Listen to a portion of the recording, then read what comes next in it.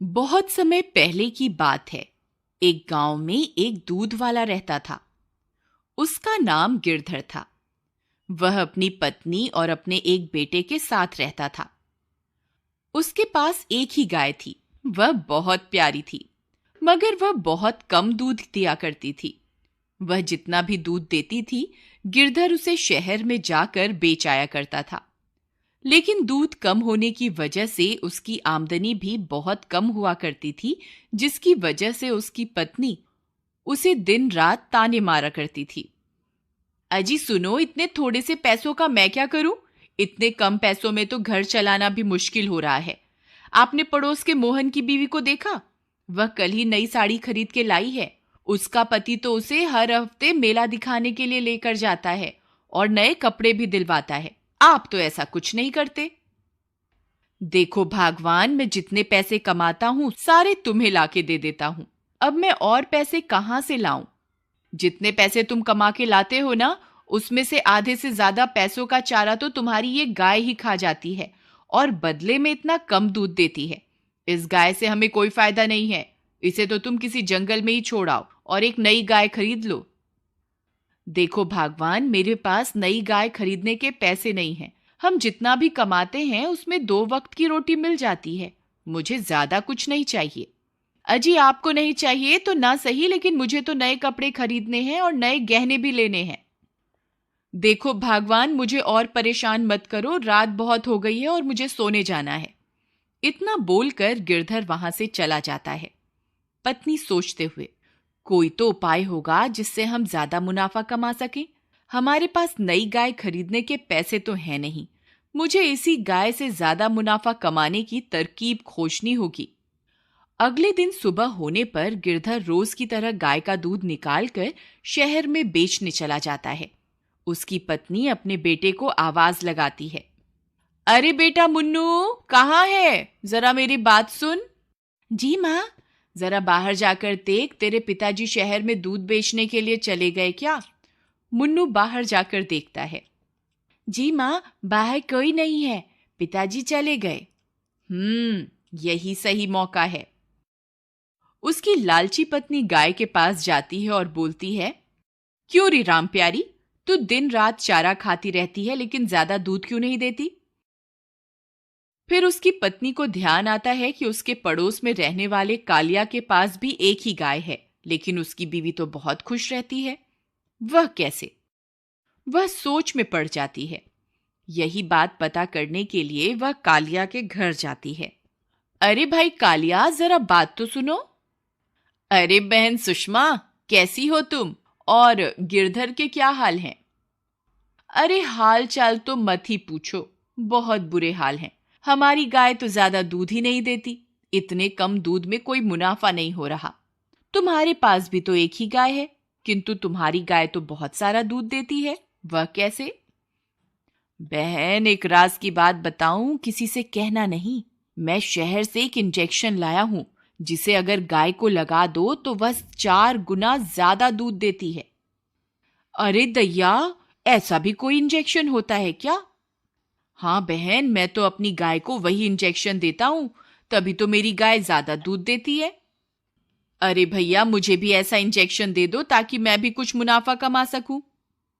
जरूर, क्यों नहीं, ये लो। लेकिन ध्यान रखना, गिरधर को पता ना चले। अगर उसे पता चल गया तो तुम्हारी और मेरी शामत आ जाएगी। हाँ हाँ, किसी को कुछ पता नहीं चलेगा। फिर उसकी पत्नी कालिया से इंजेक्शन लेकर अपने घर वापस आ जाती है और घर पहुंचते ही चुपके से अपनी गाय को इंजेक्शन लगा देती है। फिर अगले दिन रोज की तरह गिरधर अपनी गाय का दूध निकालता है। अरे ये क्या, आज तो पूरी बाल्टी भर गई, फिर भी दूध बंद ही नहीं हो रहा। लगता है भगवान ने मेरी लालची पत्नी की बात सुन ली। शायद अब हमारे अच्छे दिन आ जाएं। अब शहर चलता हूं और जो भी मुनाफा होगा उससे अपनी बीवी के लिए कुछ नए कपड़े खरीद लूंगा। शाम होने पर गिरधर अपनी बीवी के लिए कुछ नए कपड़े लेता है। उसकी बीवी नए कपड़े पाकर खुश हो जाती है। कुछ दिनों तक ऐसा ही चलता रहा। गिरधर की लालची पत्नी रोज अपनी गाय को इंजेक्शन लगा देती और गाय ज्यादा दूध देने लगती और गिरधर शहर जाकर दूध बेचता और जो भी मुनाफा होता वह सारा का सारा अपनी बीवी को दे देता। फिर एक दिन गिरधर की पत्नी रोज की तरह गाय को इंजेक्शन लगाने जाती है। गाय भी समझ चुकी थी कि ये लालची औरत उसे इंजेक्शन लगाने आ रही है। जैसे ही सुषमा उसे इंजेक्शन लगाती है, गाय छटपटाने लगती है। सुषमा, अरे आज क्या हो गया तुझे? इतना क्यों छटपटा रही है? एक जगह ठहर तो सही, रुक जा, इंजेक्शन तो लगाने दे। लेकिन गाय बहुत ज्यादा छटपटाती है और उसे इंजेक्शन नहीं लगाने देती। अरे बेटा मुन्नू, जरा मेरी बात तो सुन। जी माँ। मुन्नू बेटा, हमारी गाय की तबीयत थोड़ी खराब हो गई है, इसलिए मुझे इसे इंजेक्शन देना होगा। जरा तू इसे पकड़ के रख ताकि मैं इसे इंजेक्शन लगा सकूं। जी माँ, मैं अभी पकड़ता हूँ। फिर जैसे ही सुषमा उसे इंजेक्शन लगाने लगती थी, गाय फिर से छटपटाती है और इंजेक्शन गलती से मुन्नू के हाथ में लग जाता है। मुन्नू जोर से चिल्लाता है, अरे मर गया, हाय हाय, अरे ये क्या किया माँ, ये इंजेक्शन तो मुझे लग गया। हे भगवान, ये मुझसे क्या हो गया, अब क्या होगा? फिर रात होने पर मुन्नू की तबीयत खराब हो जाती है। अरे बेटा मुन्नू, सुबह तक तो तुम ठीक थे, ये अचानक तुम्हें क्या हो गया? पिताजी, सुबह गाय की तबीयत खराब होने की वजह से माँ गाय को इंजेक्शन लगा रही थी और गलती से वह इंजेक्शन मुझे लग गया। लेकिन सुबह तो गाय की तबीयत ठीक थी। पत्नी डरते हुए, नहीं नहीं, आपके जाने के बाद उसकी तबीयत थोड़ी खराब हो गई थी, तो मैंने पड़ोस के कालिया से एक इंजेक्शन लेकर उसे लगाना चाहा था, तभी गलती से वह इंजेक्शन मुन्नू को लग गया। गिरधर समझ जाता है कि वह इंजेक्शन किस लिए था। गिरधर गुस्से में, मैं जानता हूं भागवान, तुम कालिया से वह इंजेक्शन क्यों लेकर आई थी। अपनी चोरी पकड़ी जाने पर उसकी पत्नी बहुत शर्मिंदा हो जाती है।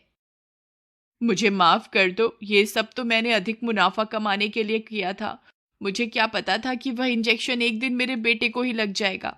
गिरधर, भगवान, आज उस इंजेक्शन की वजह से जब तुम्हारे बेटे की तबीयत खराब हुई तभी तुम्हें एहसास हुआ ना। ये सोचो कि जब तुम रोज गाय को इंजेक्शन लगाती होगी तो उस पे क्या बीतती होगी, उसे कितना दर्द महसूस होता होगा। गाय तो बेजुबान है, इसलिए अपना हाल बता भी नहीं सकती, और हम लालची इंसान थोड़ा ज्यादा मुनाफा कमाने के चक्कर में इन बेजुबान जानवरों का फायदा उठाते हैं। अपने पति की बात सुनकर वह बहुत ज्यादा शर्मिंदा हो जाती है और अपने किए हुए की माफी मांगती है।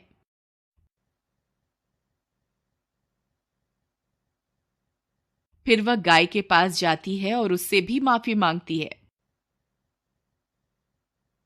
और गाय भी उसे मुस्कुराकर माफ कर देती है।